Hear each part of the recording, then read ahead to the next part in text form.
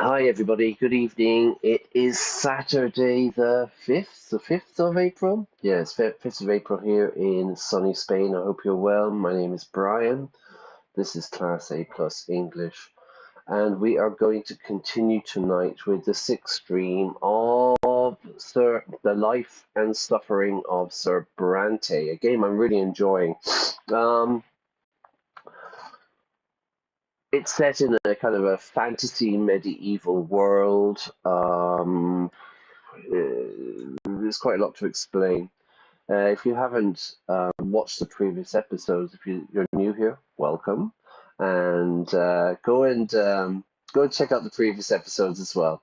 It's a story-driven game, a lot of reading for me. Yeah, we're going to go through it. We're going to discuss the language that they use, any kind of expressions, vocabulary, and stuff like that. Hope you enjoy it. Yeah, so if you're not doing anything on a Saturday night tonight, sit back, relax, and chill out with me, and we can continue with this game. I'm really enjoying it. I really like it. What happened in the previous stream? Well, let's get on to the game first, yeah? Okay. Settings. The music's quite loud. Bit too loud, really. I'll put the music down, okay? And anything else we need to do? All right, so yeah, we're going to jump into it. So let me explain what happened on, what was it, Wednesday night. Well, let's just jump into the game. All right, let's just jump into it. I tell you what, I'll give you a quick overview of the characters and a brief summary of what happened in the previous game. Don't press new game. Let's do it here. All right, here we go. So here we are. What's the name of the character? It's Sean Brante, and he's 13 years old. Okay, we're going to find out about the family.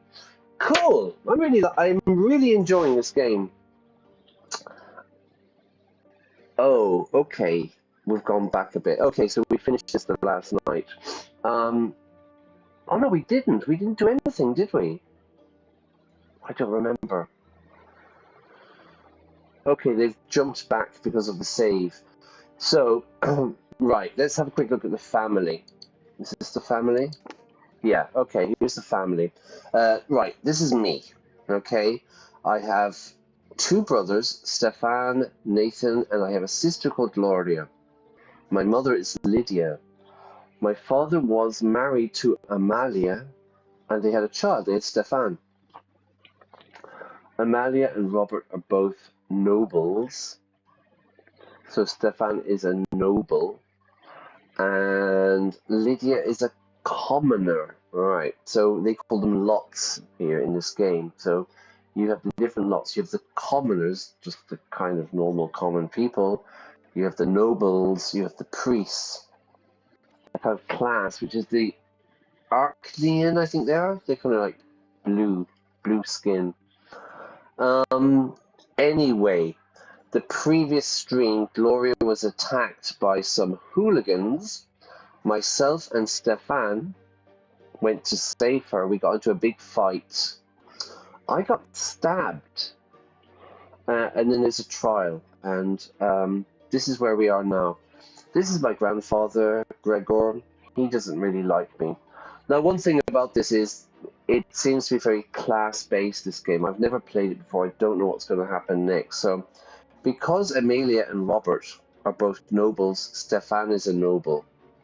However, because Robert married Lydia, who's a commoner, Sean, Nathan, and Gloria are commoners. So, Stefan, the grandfather, they kind of look down on us a bit. You know, they're a bit. They feel superior to us. Anyway, we're going to jump back into it. Like I said, there's so much to explain. We had a kind of a hallucinogenic kind of epiphany experience with the silver tree. Now the point, right, we need to go back through this again. They asked me to lie in the trial that Gloria wasn't there, and the hooligans, the thugs, the louts, I think is the word that they use, attacked us. Now, I decided to lie. I said, yes, yes, yes, I will follow everybody because they asked me to say Gloria wasn't there. However, okay, so this is my dad. Thank you, son. This is an important case for our family and for me as well. I appreciate your support. You watch Father leave your room and consider your options. When should you mention Gloria during your testimony? There's no way you will pretend she was not there. That would not be fair in the slightest. Okay, it's the trial.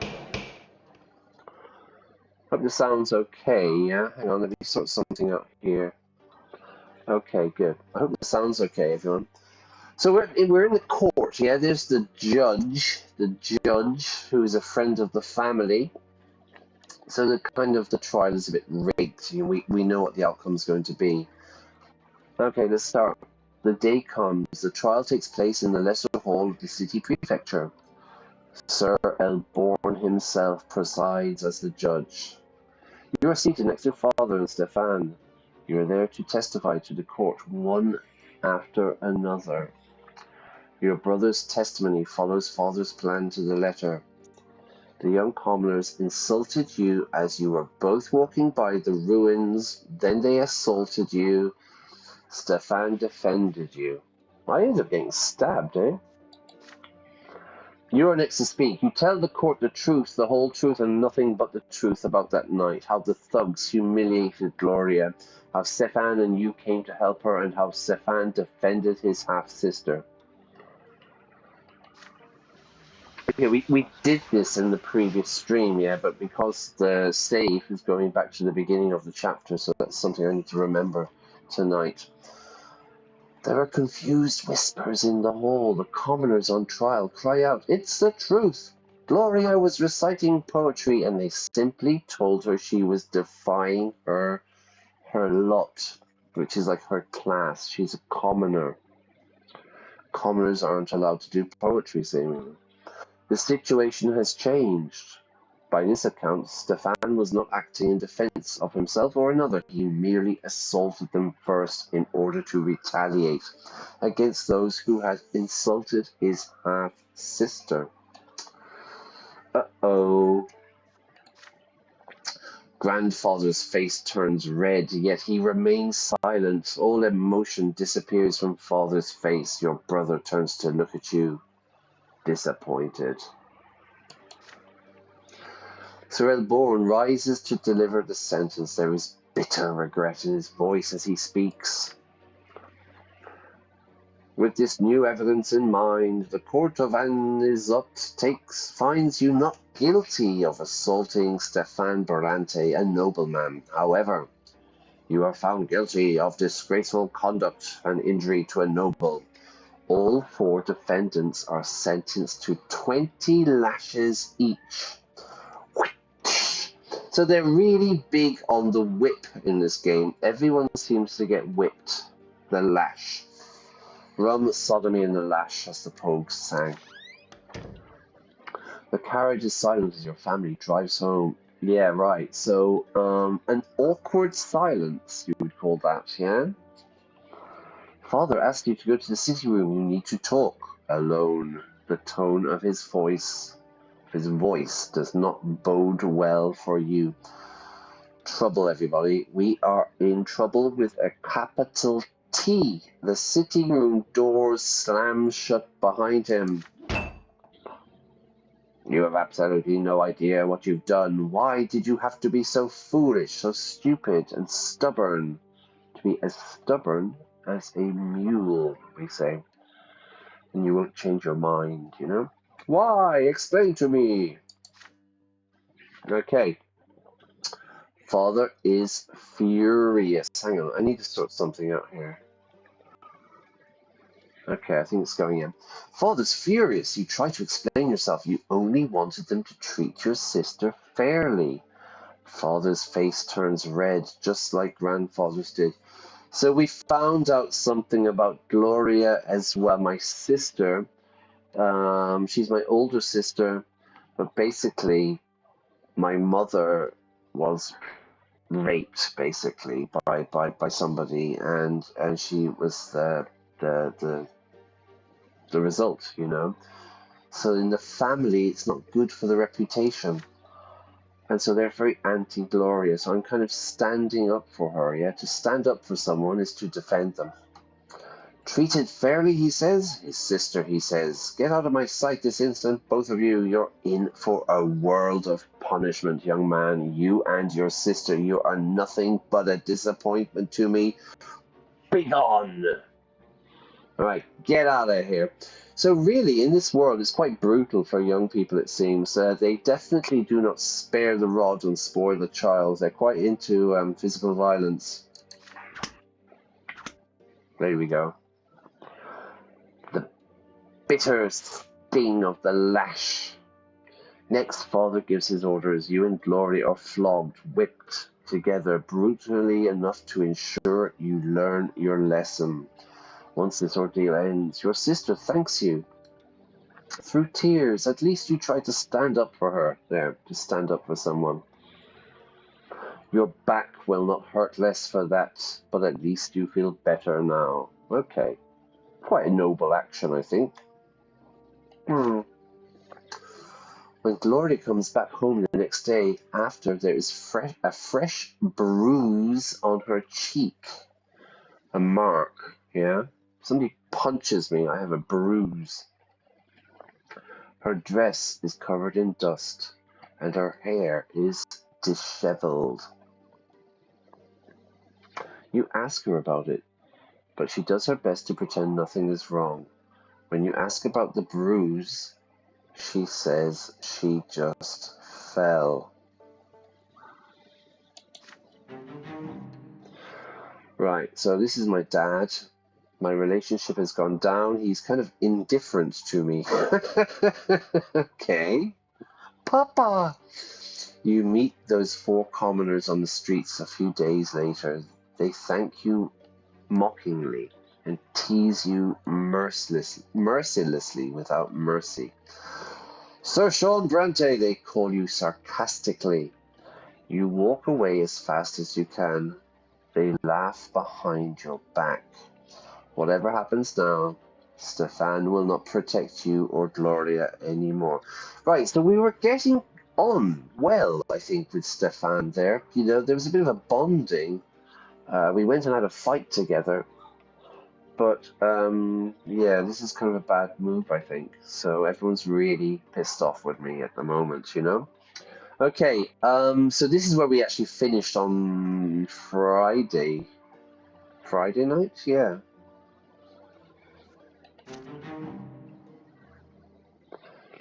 Gloria likes me, at least. Our relationship has gone up 1 point.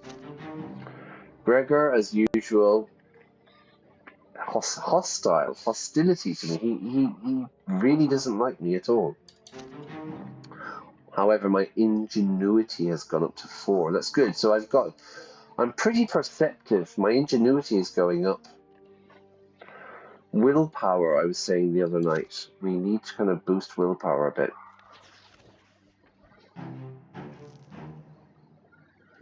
Now, so here we are. This is the new part. The poets, everybody.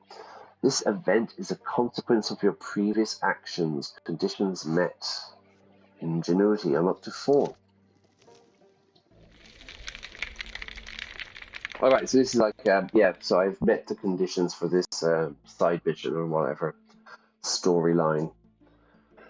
Today, you and Tomas. So Tomas is my new best BFF. He's my best friend forever, yeah? We had a fight at one point, but that kind of bonded us, and now we're the best of friends. Today, Thomas and I are to explore the streets of the Castle District. You delve deep into the district, right to the old siege walls of Anizote. The city needs these walls no longer. A siege would be like, you know, in these kind of medieval times, an army would come to a city and they would surround the city, you know? So nobody can leave, nobody can come in. I suppose you try to starve them, that the food goes down, the water goes down. Famous, yeah, famous things for sieges, which must have been quite terrifying, really, in real life. There are no more enemies left for the Empire to fight. Since the twins descended and chose the Tempest dynasty to rule the empire, it has spread from sea to sea, bringing its rule and peace from. Okay, these twins, who are they, you ask? Yeah, well, I will tell you. They are the twin gods, basically. There's this kind of religion. There's a religion, and the two twins are the gods. The two of you gaze in awe. The old charcoal black marks on the former fortress walls, castle walls. They say, oh right, they say magic wielders during Charmilanidas' rebellion could conjure gusts of fire with their own hands. Now, again, in the previous stream, we met Daisy and tried to burn the school down and kill everybody. I don't know what, but it was magic anyway, but they carted him off to the dungeons, I'm sure. But again, fire with their own hands, that was what he was doing. He was a very naughty boy. The rebellious Duke fought against the Emperor and the Church of the Twin Gods in the days of yore. Days of yore, the old times, yeah? But nothing remains of his rebellion now, save for scorched, burnt ruins and parched land throughout Magra.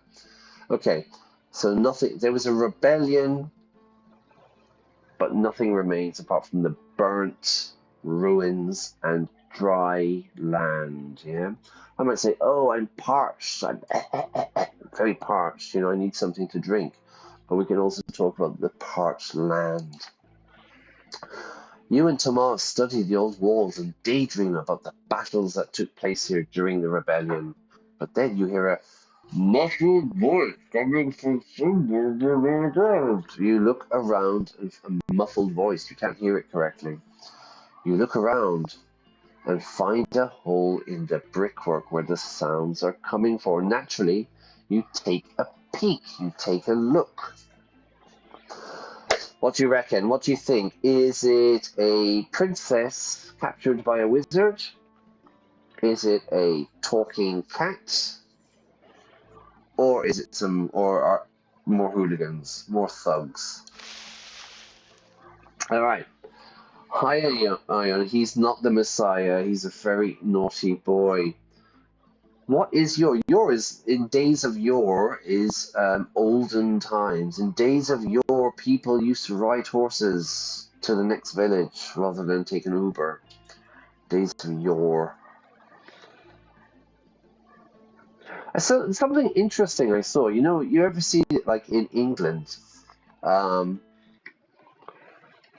You know, in England, I don't know, you go to like York or somewhere like that, one of these really old cities, yeah, and you might see a very kind of an old style pub, Ye Old Oxhead or something like that, YE. I found out recently that in Old English, that is just pronounced the. It's not ye at all. It was always pronounced the, yeah, although it was spelled like that. True story.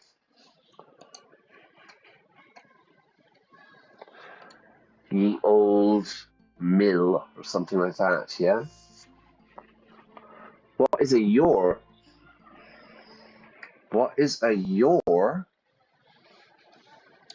Well, let's have a look. What is a lore? What is a your? Perplexity, everybody. Really, really good AI. Your is a noun or adverb that refers to a time long past, often used in a poetic or literary context. It is commonly found in the phrase of yore, days of yore, which invoke a sense of nostalgia.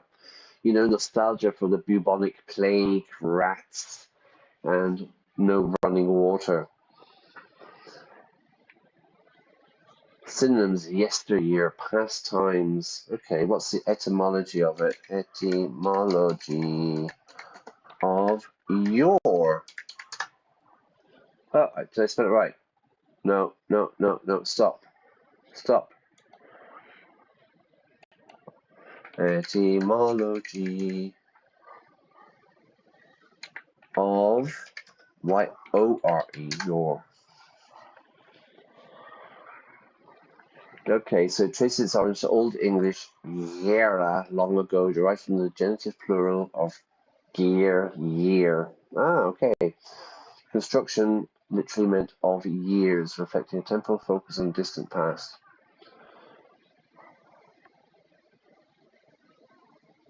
It suggests an ancient linguistic lineage tied to cyclical time. While primarily an adverb in Old English, it later became a noun referring to bygone eras. The phrase "days of yore" emerged as a poetic trope. In days of yore, when knights were noble. Anyway, so it's basically just Indo-European or something, yeah. I was watching something, Iona, I was telling you to watch that Mongols, the 6-hour Mongols documentary, which a lot of people laughed at me when I suggested that they watch it. But an interesting fact, yeah, of the Indo-European languages is that for horses, obviously with the Mongols, they were famous for horses, right? They were masters of horses. Am I on the right screen? Can you see it? And yeah, I think Chinese for mare. No, right. In English, like a word for horse is a mare, M-A-R-E, and in Chinese it's ma. Yeah. So you can see the links of the from the Indo-European Genghis Khan, yeah. Just a bit misunderstood, that's all. That's all I would say about him. I have a slight obsession with Genghis Khan, everybody. Anyway, let's get back to the game. So we can hear, you see a half-ruined hall, built below the ground, and a handful of young men, I knew it, hooligans, and women standing there in the dark. It's a rave. They look a little bit older than you, and are wearing plain shirts and dresses. It's either a rave or a religious ceremony again. There's a lot of religion going on here. A young man is standing on a piece of crumbled wall, reciting some of his poetry. Poetry? It tells the story of a nobleman who fell into a puddle thanks to his gaudy cloak. Alright, so a cloak is like a long... How would you describe a cloak? You know, like they used to wear these like long coats, right? Gaudy, very bright colors, maybe. Negative word. So there's a guy... It tells the story of a nobleman who fell into a puddle, a pool of water, thanks to his gaudy cloak, and none of his noble bearing was of any help. It ends with a farcical bow. So I suppose we're all the same when we fall into a puddle. You hear applause and laughter. This sounds very revolutionary. He gets down from the crumbled wall and a young girl takes his place. You cannot see... Oh, God, yeah. You know who this is, don't you? You cannot see her face in the darkness, but hers is a voice you could recognize anywhere. A coat without sleeves, definitely, yeah. Guess who? It's Gloria. Gloria the poet, yeah? Your sister begins to recite a poem she has written. Gloria, you're not allowed to read or write poems. You're a commoner. Know your place, girl.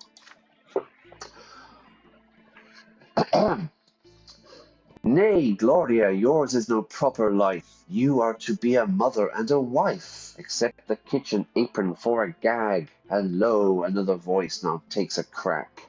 You're straying from your lot. You've got some nerve. Eyes down, be obedient and serve. Your husband, children, house, they are your absolute. Nay, Gloria, you are but rotten fruit. A gag, crack, nerve, serve. Okay, we'll work out the rhyming later on. You lean down to hear her better, but sand and stones fall from under your feet and into the underground hall. Gloria looks up and meets your gaze. She looks straight in the eyes. Tomas pulls you away from the hole. So these be like these kind of like hippies, you know, like in the 50s, Jack Kerouac, all reading their beat poetry, you know. Tomas says, so they're reading poems, imagine that. They sure hate nobles, and even Gloria, I never thought your sister could do that. But they're sure they are sure going to get in trouble if they get spotted by an adult. Bad-mouthing a noble will get you flogged into next week, not to mention all the trouble you can get into for writing poems if you are a commoner. Bad-mouthing. A lot of people bad-mouth Genghis Khan, eh? They're saying bad things. You'd better tell your sister to lay off, to stop. We'd better stay away from them too. Jesus, Tomas, when did you become such a coward? All right, so they're not allowed to read poetry. They're not allowed to write poetry. They're commoners. And of course, they're doing poetry ridiculing the nobles. The smell of revolution is in the air, everyone. You nod. Being around these people puts Gloria in great danger, but you know your sister. It will not be easy to tell her this because she is very stubborn. She's a very stubborn person. She won't listen to my advice, yeah? She's very stubborn. Your adventure in the castle district is done for tonight. You and your friend return home. Let's get out of here before we are flogged and lashed again. Although in Ireland we say to go on the lash. To go on the lash is to go drinking. maybe the result is, you go drinking and then you get into trouble and then you get lashed or something like that, to go on the lash. The poets. During dinner, Gloria will not look at you. Her hair is all disheveled. Is she afraid or is she ashamed? You are also worried, sick, really, really worried. These literary gatherings may spell danger for your sister, but for an illegitimate child like her, there are so few ways to forge her own path. Dinner is over. Soon you and Gloria are alone at the table. What are you going to tell her? WTF, Gloria? We just got beaten up by Dad, yesterday. Alright, let's find out. Convince her to leave the society. So what are the consequences? It's her destiny. Gloria's secret. Nobility will go up. Spirituality will go up. Or I can keep it secret. And again, it's her destiny, this poetry malarkey. Ingenuity will go up. No, I want ingenuity points, and my relations will go up with her as well. Convince her to leave. I don't know about nobility yet, but I'm definitely not going to choose spirituality. I think I'll play this game another time, and maybe I'll go for the full priest route. Yeah, the whole holy man route, because I think I could do that very well. But this one, no, I don't want to. So I'm going to go for ingenuity, so we're going to keep it a secret. My lips are sealed, everybody. You promise to keep your sister's secret safe and help her.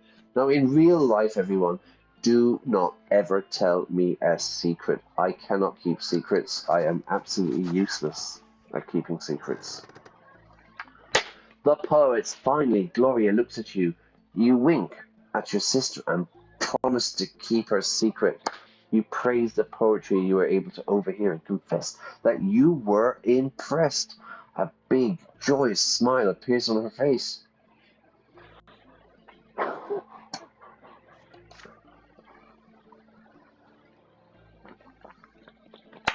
I'm so happy, brother. I thought you were about to tell me to stop going there and say what Mother says about my lot. But I'm glad you're not like that. Me and my friends, without our poetry, we don't have anything else left. Nothing but our abysmal daily lives, and at least we can laugh about it this way.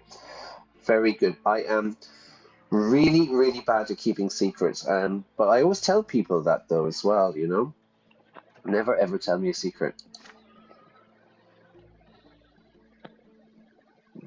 But, you know, if you do want to tell me a secret, you can email me. You'll see the email at the channel details, yeah? So, everybody, email me a secret, okay? You get serious and tell her that your friends need to work much harder to hide their meetings. After all, this secret passion could end badly for them if they get caught. The best way out of this is to meet in a new place every time. Oh my god, and move into cell structure, yeah? Like it's like the IRA, you know? Cells, need to know basis. You list off several abandoned places. Right, so this is a thing. If you're watching this, you can get my email. You can get the email in the channel description. Yeah, email me a secret, and then we'll see if we can guess secret that is. And I will do the reveal at the end of the stream. All right. So I'm saying you should go more IRA. You need to keep meeting in abandoned places. Need to know cellular system. You promise her that if she ever comes close to danger, you will be there to protect her. He's a good brother, isn't he? My neighbors are having a party. Gloria nods and plants a kiss. Plants a kiss of sisterly joy. Sisterly joy on your neck, on your cheek. Okay.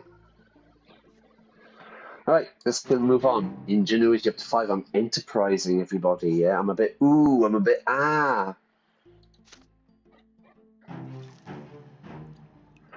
Gloria's secret event has happened. You discover the secret society your sister has joined. Very good.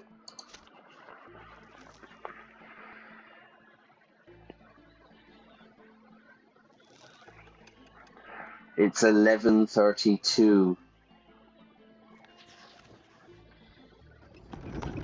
What am I? 14. Agony. Okay, so this doesn't sound good. Remember, the name of this game is The Life and Suffering of Sir Brante. So, yeah, no. We've already been whipped, I don't know, 5 times, I think, in this game so far. This doesn't look very optimistic if the chapter is titled Agony. Right, my brother leaves soon after the trial alone. Grandfather does not go with him. For the first time in a long while, he lingers in the house for more than a fortnight. To linger, he's like waiting. Father, says Sir Gregor, is ill and needs a rest. Oh my god. He's a pain, this guy. Several months go by and it becomes clear that grandfather will not recover. The eldest Brante is mostly bedridden now. On some days he has trouble recognizing people. When he means to address you or Nathan, he calls you Robert, your father's name. But when he does get out of bed, the house grows empty.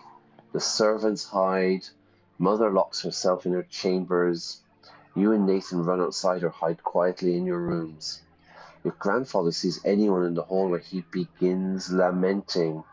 Oh, nobody heeds the lots any longer. Any harlot with a child can marry a mobile man these days. Children have no respect. His son betrayed him and let him down. Rah, rah, rah, rah, rah. And how? And oh, how the Brante family has lost its honor. Rah, rah, rah, rah. Chill out, Granddad. Things are changing. We're all listening to poetry now. And again you hear grandfather knocking at mother's door, screaming that it is all her fault. He blames her for ruining his chances to find bliss, to find happiness in the hereafter. The hereafter would be after paradise, heaven. He blames her for dooming him to suffer at the foot of the pillar. Okay, so it's religious stuff here. You overhear your parents talking one night. Mother begs father to move Sir Gregor to his old home and spare the children his decline. Father refuses her outright. To refuse outright? No. No negotiations, just no. Oh my god, look at the state of this guy, yeah? Scary. He looks like a werewolf or something, yeah? It is late at night, the hot dry winds are coming. The house is empty save for you. Nathan, Gloria, mother and grandfather in his bed. Father has left for the capital on business. You are engrossed in the history of the Empire, snapping out of your reverie only when the clock strikes midnight. You blow out the candle and get ready for bed. You hear the shuffling of heavy feet outside the door. You see light in the hallway. Grandfather, what could he want in the middle of the night? Yeah, probably nothing good knowing this guy. I really don't like him. You peek into the hallway once he has passed. Grandfather's figure sways as he heads for the door to Mother's chambers. He opens the door and walks in. You hear him say something quietly. Your unease is stronger than your fear now. You sneak closer to hear his words. Okay, this isn't going to end up well. I've got a bad feeling about this. Looks like sleep paralysis demon. Yeah, paralysis. Sleep paralysis. Yeah, he doesn't look well, does he? But this isn't going to end up well anyway. You foul commoner. I have to cleanse my sins. I have to save my soul. You are my greatest sin. You and what you have done to Robert and this family. I should have put a stop to this marriage. I should have stopped Robert from tainting this house by your presence. Why, oh, why didn't I do it? So he's kind of like delirious now. I think he's dying, he's delirious, and he seems to have chosen Lydia. I suppose he's scared of going to. Well, he's scared of not going to heaven or something, I don't know. Please, Sir Brante, I beg of you, says Mother. Silence, you will do my bidding, you will do what I want. Fire will cleanse all low-born filth from this place. Fire, and flame will free Robert from this disgrace. This is for my son's sake. For my son's sake, for my sake, I need to eradicate this low-born filth. The twins, they are calling for me now. I can feel it. What's he going to try to do? Burn down the house and kill everybody? I beg of you, please have mercy. Oh God, I'm going to have to kill my grandfather, aren't I? Mother begins to cry. You run into the room, unable to stay out of this any longer. Grandfather's gaunt figure looms over Mother's bed, a lit oil lamp in his hand.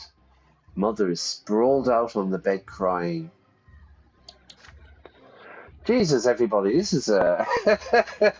Hope you're having a fun Saturday evening with classic English. Okay, it's just a story. Please let me warn the children, I beg of you, Sir Brante. He's going to try and burn the house down, isn't he, and kill everyone.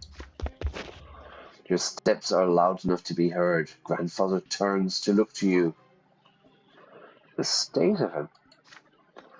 Stay out of this, Sean. Be careful for once. Worldly matters concern me no longer.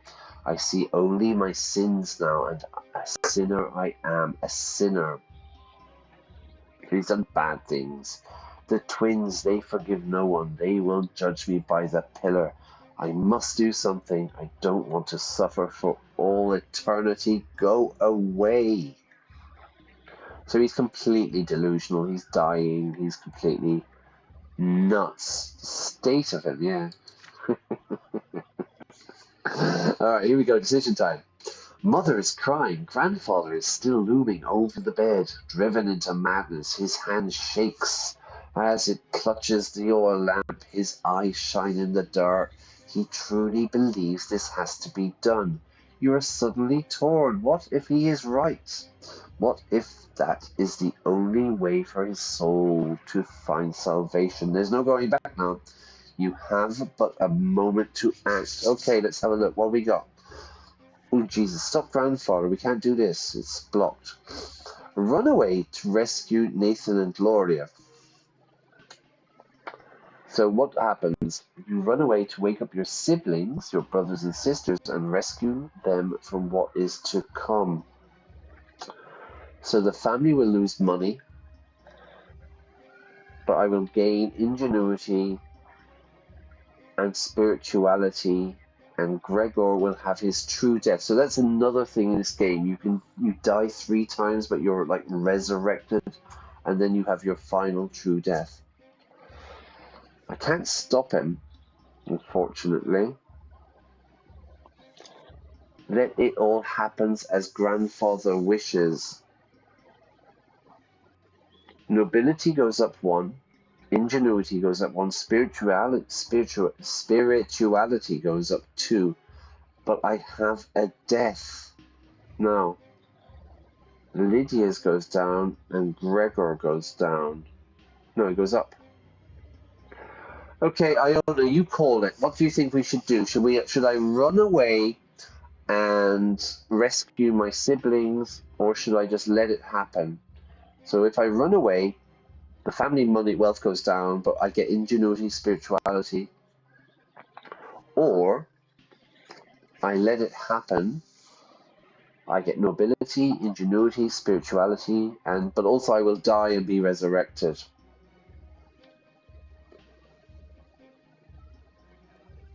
What do you think? Grandfather wishes to purge his sins. He has the right to do so, even if it costs you your lives. In your opinion, what do you want? Which one do you choose? Run away, let it happen. No, but no, we have to choose one. Save your family. All right.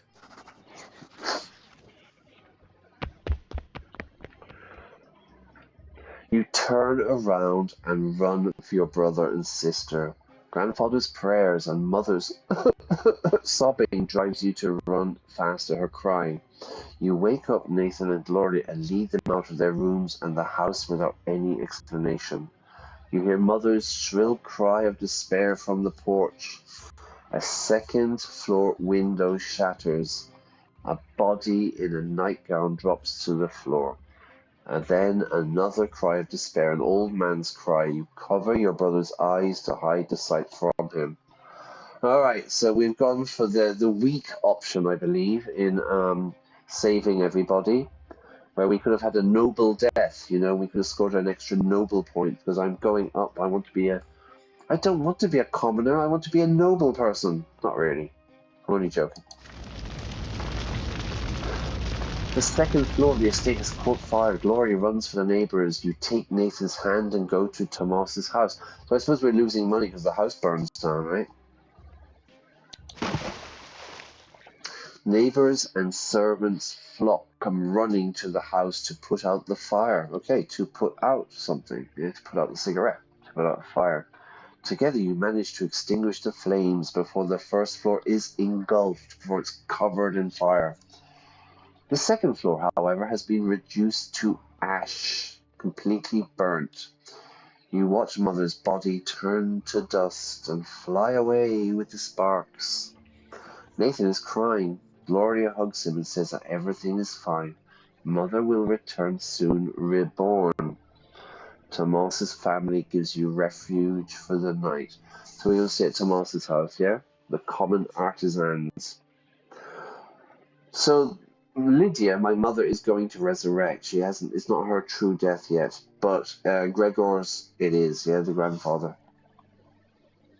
Okay, family saved. His burned, charred body is taken to the family crypt. This is a crypt, you know, with the dead bodies in the morning. Gregor Brante has died his true death. Well, thank God for that. He was a pain in the arse, yeah? You go there to look at him. His face is covered by a cloth, hiding its expression. Did Gregor finally find solace at the pillar amongst the flames? In his final living moments, or did he die as he lived?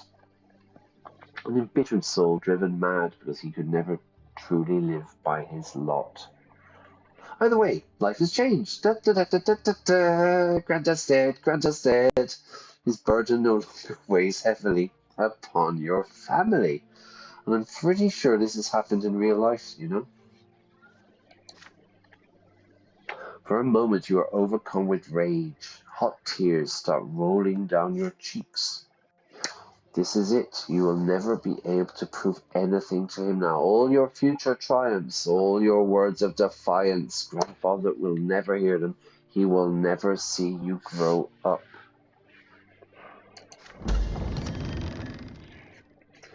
You hear a heavy door clang in the corner of the crypt. Out comes Mother, reborn, wrapped in a black cape. Cape is like a cloak, right?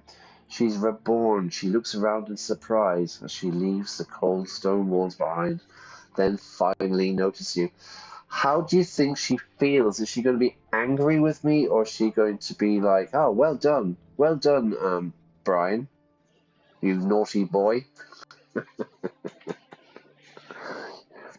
You saved me. You were the savior, Brian." Or is she going to call me a very naughty boy? Actually, it's Sean, isn't it? So there you go. I think she will understand. Yeah, I went to save my siblings. My son, Nathan, Gloria, what happened to them? I saved them. You briskly wipe your face and comfort her. No one else died that night. It is hard to speak, like something is clutching at your throat. When Mother sees grandfather's charred remains, she closes her eyes with a deep sigh, and shakes so violently she falls to her knees. Then she starts whispering something. You recognize it. It is a prayer of gratitude to the twins. What, she's happy he's dead, is it?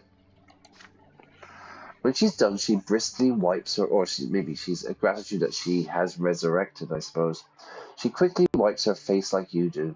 She looks younger now. Her eyes sparkle. She smiles so brightly and so sincerely.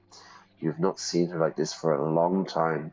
Mother comes closer and pats you on the head, fondly and gently.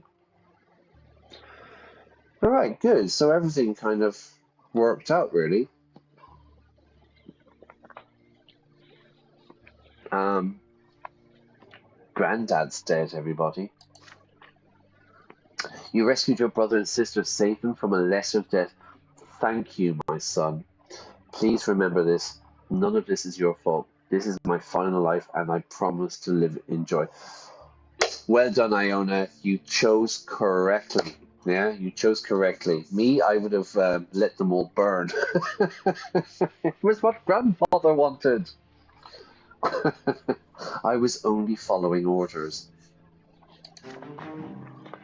You hear the snorting of horses. Oh my god. Father is back. Oh my god. Daddy's home, everybody. Okay, I'm going to take a really, really quick break there for a minute, yeah? Um, yeah, the story's moving on quite a lot, isn't it? Yeah, it's quite funny, I think. Bit slow at the beginning when we were a kid, yeah? But, yeah, since we've become a teenager, we're 14 now, things are moving along a lot better, I think. So I'm really starting to enjoy it. Anyway, I'm going to be 30 seconds to a minute, and I'll see you in a second, okay? Bye. Yeah, here we go. Right, be right back.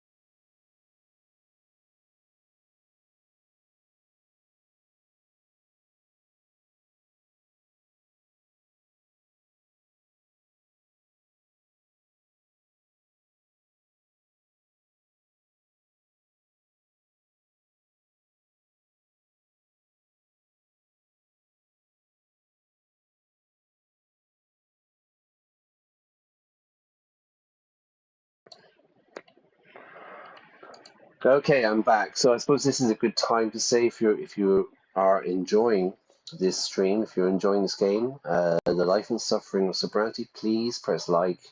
If you haven't already, please subscribe to the channel. It really helps. And like I said, notifications are always good because I wasn't planning to do a stream tonight, but I was going to do one tomorrow, tomorrow morning, which I will do another one tomorrow morning. But sorry. My house isn't quite burning down like Sir Brante's, but anyway. Um, yeah, so really what Class A Plus is it's I'm an English teacher living in Spain. And what the idea behind this channel is to play story-driven games, and kind of explain vocabulary.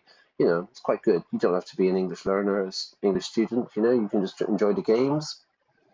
But there you go anyway. All right, let's jump back into the game, everyone. So Daddy's home, yeah? All right. Did I turn on, am I on mute? And again, this is a very new channel, so quite often I make mistakes. Okay. Right, where am I? Okay, it's a true death, so that's finished. He passed away and departed to face the twins' judgment. To pass away is probably the best way, we use in English when someone's died. Imagine my friend's father died. I don't go, oh, I'm sorry your dad died. It sounds a bit hard, so usually we would say, well, it's typical to say, I'm sorry for your loss, and, that your father passed away. Yeah, it's more typical to say that.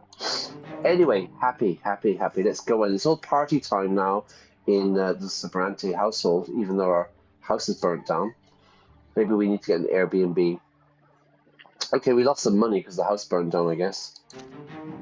My ingenuity has gone up. What is ingenuity? Let's find out. It represents how quick-witted and I am, and how skillfully I can manipulate a situation to my own end. I like this. It affects my ability to survive without the privileges of nobility, and future skills are crucial for a commoner. And it's enterprising. My spirituality has gone up. Excuse me. My neighbors are having a party or something. Your aspiration to unlock the mysteries of creation and explore the divine in this mortal world, the people around you and yourself. It affects your ability to become a priest and future skills crucial, vital for the clergy. And I'm at Searcher. Now, I had an epiphany. I had a religious experience, I think, in the previous stream, but in this game, I'm not really that interested. I think another time I'll play this game and we'll go the religious route, okay? But I'm kind of undecided at the moment. Noble or this kind of ingenuity. I don't know. We'll see. Grandfather's demise, year 1132. Your grandfather, Sir Gregor Brante, left the world. And can you hear my neighbors laughing, yeah? Your grandfather, I can hear my neighbors laughing. Sir Gregor Brante left this world forever to meet the twin gods. Gregor, thank you for your service. You're a complete pain in the arse.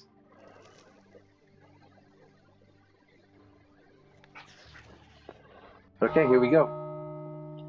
Okay. We're back to the church, I suppose. The night of grandfather's death shook your family to the core. Yet no matter how it happened, your grandfather, Gregor Brante, is dead and will never return. He was a fearful shadow looming over the rest of the family, the Brante patriarch, exerting his influence on all the lives below him, and all of you will remember him forever.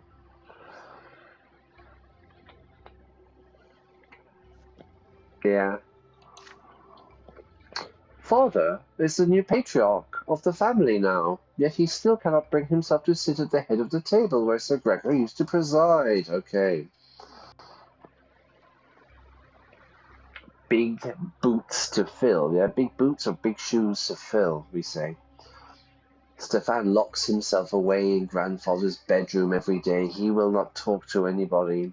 Gloria and Nathan still jump at every sound that so much as resembles the knocking of his walking stick. Mother spends all day in prayer at the temple. So there's a period of what we would call mourning, mourning, when somebody dies, you know, it's that kind of, I don't know, you see it like in Italy, you know, the old women wearing black for a year, yeah, to be the period of mourning. And yet the house has become calm and quiet with his passing. Let's get a cat! But there is one more thing that must be done, the final farewell. Oh, God help us. It weighs heavily upon your soul. Jesus, what are they going to do? Like, what is the final farewell? I'm worried. I'm nervous about this, yeah? The day comes to pay your final respects. Father goes to the tomb alone, save for Stefan, Nathan, and you. Mother and Gloria stay at home. Only nobles or those who may become nobles may join this ritual. Oh God, we're back to this again. There's a solemn silence as you walk to the crypt. Father is the one who breaks his silence when you finally reach the door of the family crypt. Your grandfather built this crypt, and now he will be the first Brante to remain here in body forever. The first ever noble in our family. It is now our duty to hold to the sacrament of flowing blood for Sir Gregor. The sacrament of flowing blood. We will honor his legacy and join him as the founder of the noble Brante dynasty.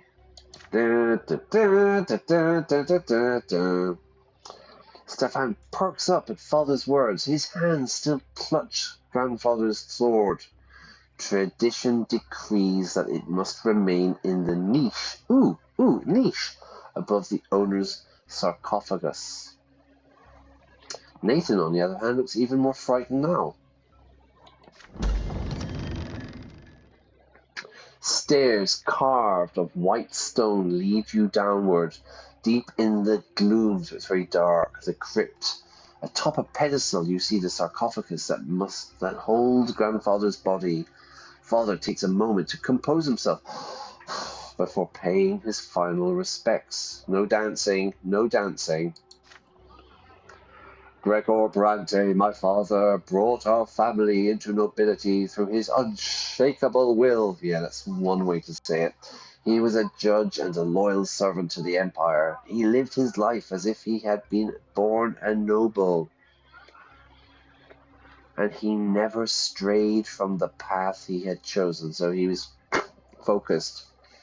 He sought to make the Brante family ennobled by the sword, so that our children's children might be of noble birth.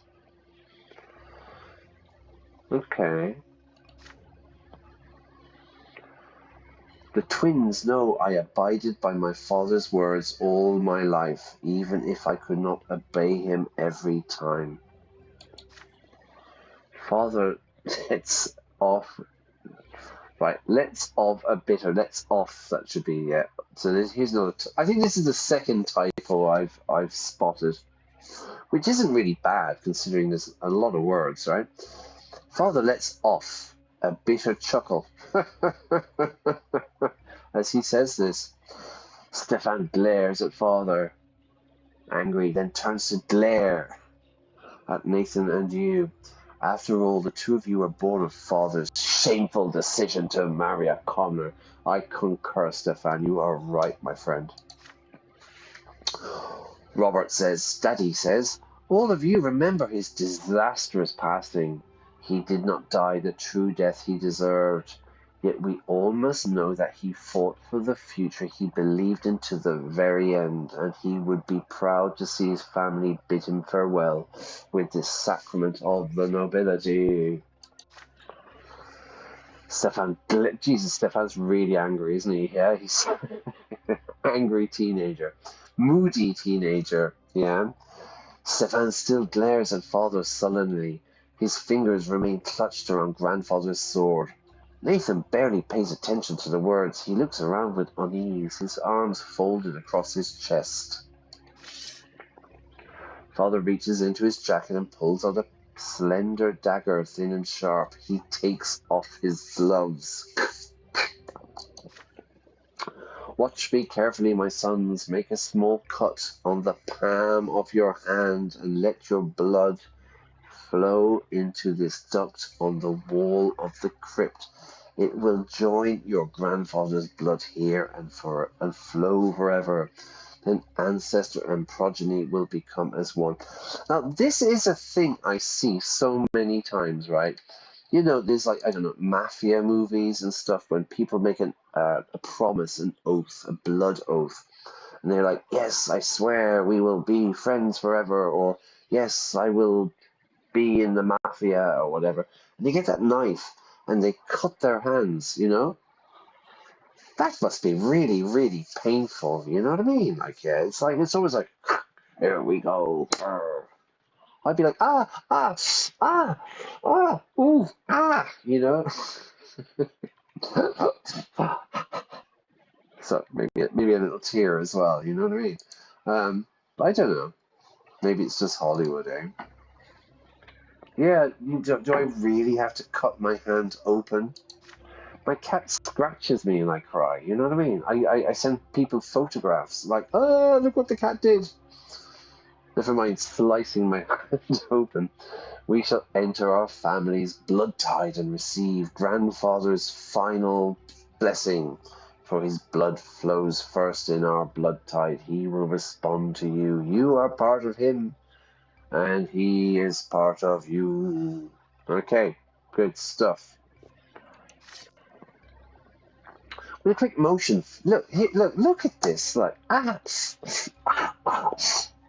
With a quick motion, father slices his hand and holds the bleeding cut above a small opening in the wall.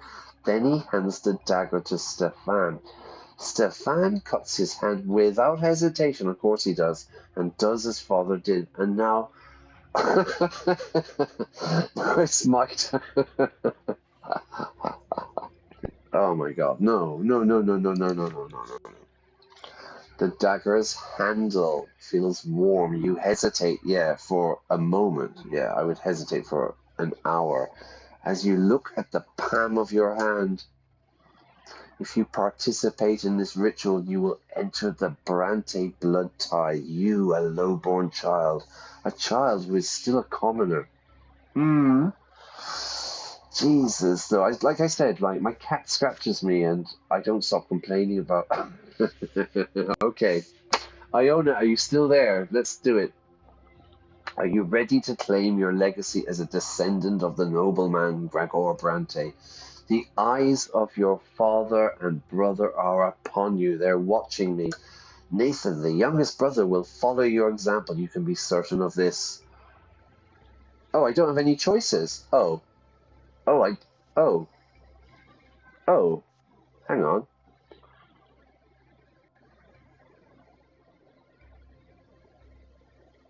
So I can't do that. So all I can do is give it back.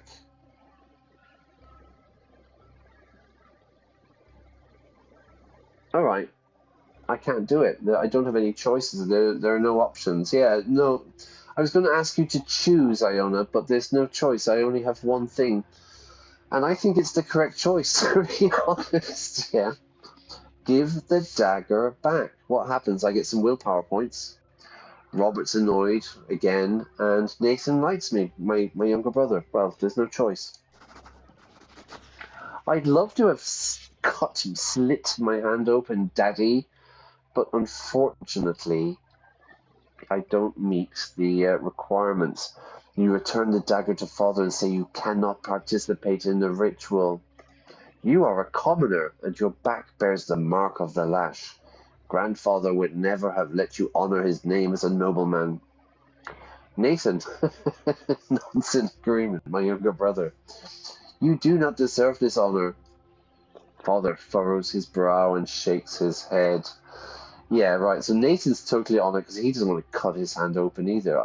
But seriously, this is something I've often wondered about. Like, I don't.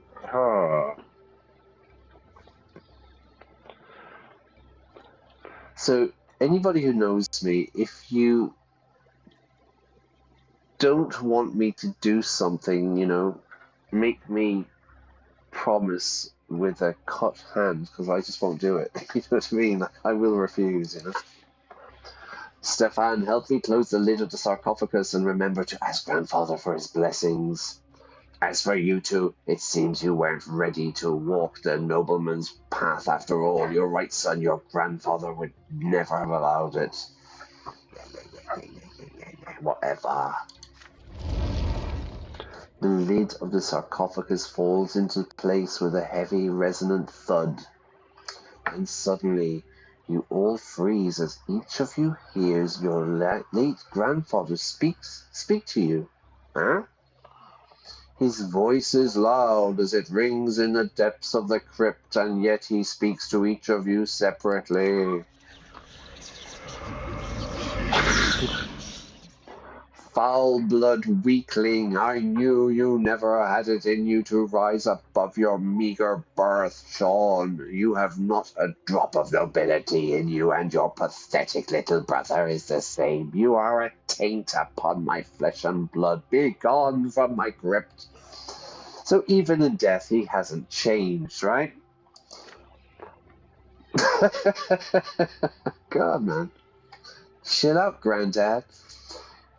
Your legs carry you out of the crypt of their own accord. Out, and out after that stuffy crypt. You can finally breathe again. Stuffy is like, there's no fresh air. Like, say you're in a room with a lot of people and there's no kind of window open. It gets very stuffy. Yeah, the air is stagnant. You hear slow footsteps behind you. You turn around and meet Nathan's gaze. Nathan's like, woohoo, thank you. You did the right thing. If it weren't for you, conditional everybody. If it weren't for you, I would have done what Father told us. Grandfather said I should stay away from his legacy. Said it'll do me no good if I try to follow in his footsteps. How's that for words of guidance, eh?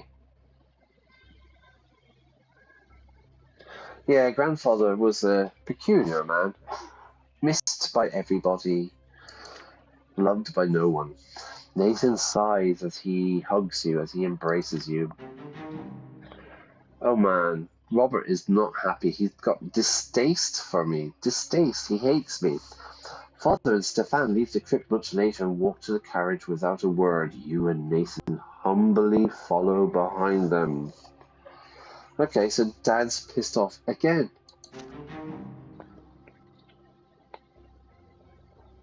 Okay. I'm good with Nathan. My willpower has gone up. I'm prepared for anything. So maybe I should have scored some, nobility points there. Oh, look, a black cat with a rat. Grandfather's passing and last respects have left a mark on the entire family. His words, relayed from the hereafter, weakling, murr, keep echoing in your mind. You still do your best to avoid the memory of grandfather's last night and spend more time on the streets with Tomas and your other classmates. Okay, I'm going bad, everybody. I'm hanging out on the streets at night.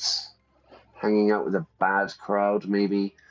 Hanging out with black cats, which are always a pain. The road by the house reminds you of another clash with death. Sometimes as you walk along that road, you recall Sophia. Sophia, the beautiful girl with the wonderful eyes and the terrifying thundering hooves. Yeah, so she got run over by the horses, and she died. And I was in love with her. The sun was in her eyes, etc. And then she died. And then she came back and she wasn't very happy with me because I didn't save her.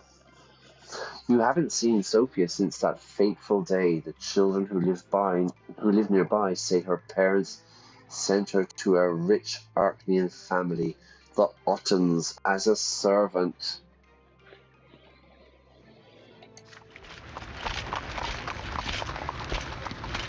The sun has set. The sun goes down. Sun rises in the morning, the sun sets in the evening. The pillar, this is the religious thing, yeah? The pillar shines palely in the dark sky. Tomas is ill, so you decided to visit him and tell him the latest news. The streets seem oddly agitated tonight, full of horses, cloaked men, strange faces, and hushed voices. A young nobleman in a heavy embroidered cloak is walking back and forth, up and down, clutching his sword nervously. There's a grimace of rage on his delicate blue face. He is an Arknean. Yeah, right, he's got blue skin, yeah? So he's like very high level nobility. So right, you can smell the violence in the street, right? Yeah, something's going to happen. Everyone's nervous. You overhear voices. Sir Otton, the girl's not at home. We searched the house. Her parents swear she ran away from home too. They claim they wanted to bring her back.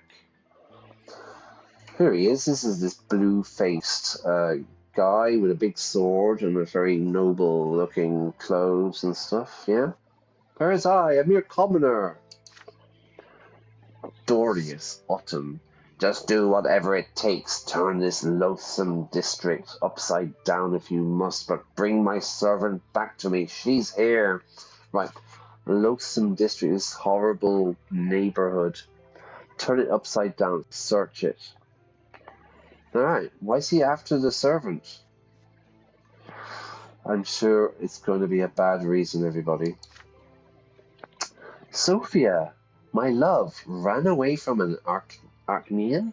How can this be? There is only one place on the entire street where a person could hide. The abandoned Morel house, 4 houses away from yours. You head there. So I've explained this before. We use this as in go. Very typical for native speakers, yeah? I'm heading to the supermarket. I'm heading to work. So I head there. I go there, doing my best not to attract attention. The lopsided house built of yellow brick has been abandoned for 20 years or so. You remember playing there as a boy. You glimpse a figure inside even before you enter. A pair of eyes glimmer in the dark. You would recognize them even after another 4 years. Sophia! She's grown up. She's almost an adult now. Yeah, what? She's 13? And her face is full of fear. She is not the easygoing girl next door that you remember. She finally recognizes you. I didn't quite kill her, but I could have saved her, right? And I chose not to because it was too dangerous. So, yeah, no. Oh, it's you, Sean. Be quiet. They're all looking for me. I ran away from the youngest Otton. I might be in for a lesser death here, but I'd rather die than spend another day in their slavery. I'm just a thing to him, just a toy to play with. Okay, this isn't going to go well, I don't think, yeah? Sophia winces and closes her mouth as she says this. There's a glint of bright yellow deep in her eyes. I ran to my parents. I told them all about the men I had to serve, and they went and alerted the Ottons. They don't want to be the target of their ire, their anger. But you aren't going to tip them off, are you? You're not going to inform. You're not going to snitch or grass on me, are you?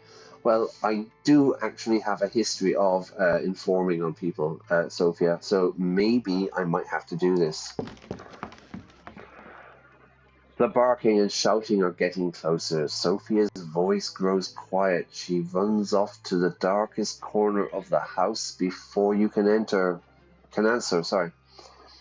One of Otten's servants is so close you can hear his cloak swishing against the ground. He noticed something and calls for the others. There are more voices around you now. They approach the house from the yard and surround it. Okay, so they know. One of them seems particularly snappy, annoyed and impatient. You have already heard this voice today. If you're in there, girl, you would be wise to come out and quit wasting my time. All will be forgiven, and you will go back where you were. You know it. And if you don't, I'll drag you out by the hair. The hilt, the end of the young Archon's sword bashes at the door. He's about to lose his patience for good. Sophia hugs the wall in the dark, trying to stay still. She glances at you. What will you do? My heart is racing. Ba-bum, ba-bum, ba-bum, ba-bum. Can you act against the Archon's orders? Do you have the gall, the cheekiness to defy the mighty nobleman? Iona, we're back on. Do I bring Sophia back? Merciless. Okay. Dorius will like me though, yeah? Do I help her escape matters of the heart? My willpower will go down, but Sophia will like me. Or do I just hide on my own? Do I just hide? Sophia won't like that. What do you say? You say help her, what? Help her return to the Otons, yeah? You think I should bring her back to Dorius, yeah? Where she can learn some manners, I suppose. All right, we're going to help her flee. We're going to help her escape, everybody. Because she's so dreamy.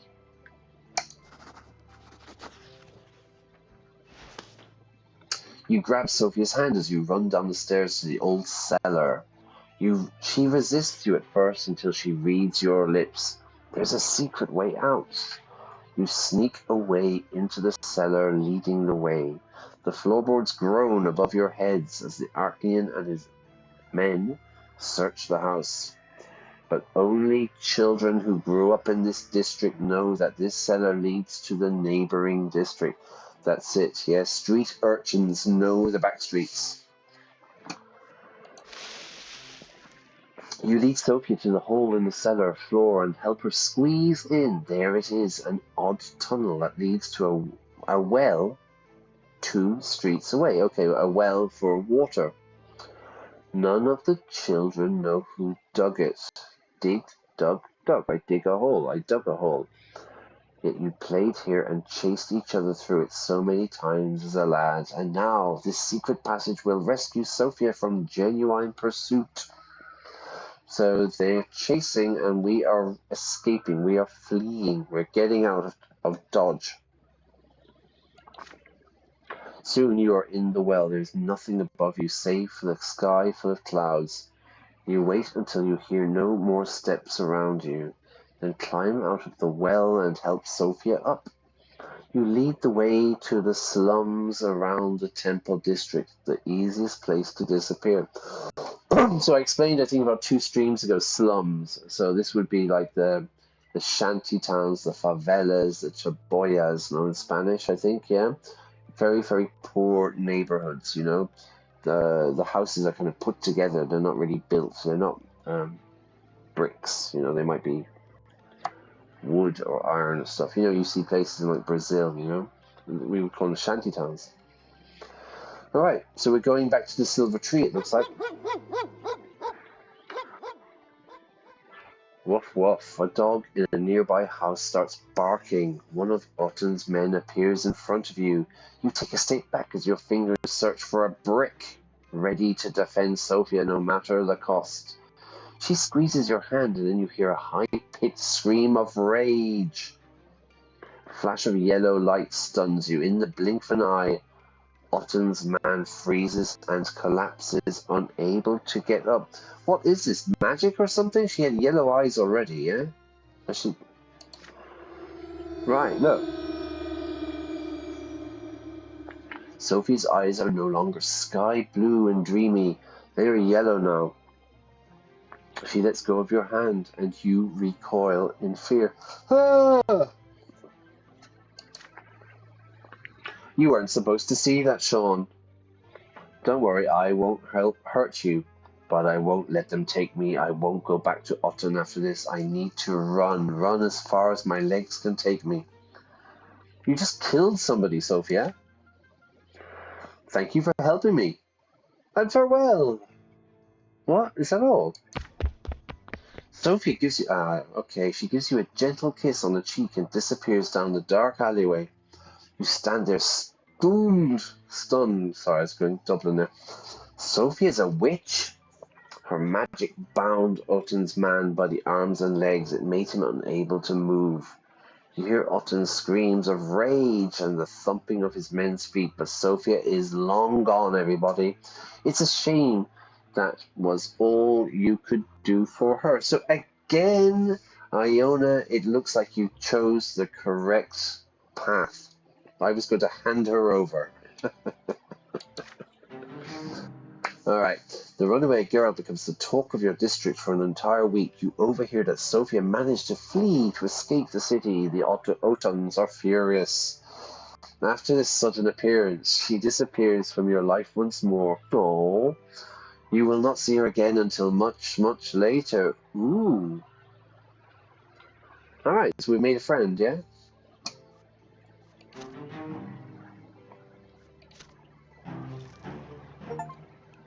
Matters of the heart, everybody, yeah? We met a girl. You experienced your first romantic feelings. Aww. The first of many, I hope. Waha! We're into adolescence. 15.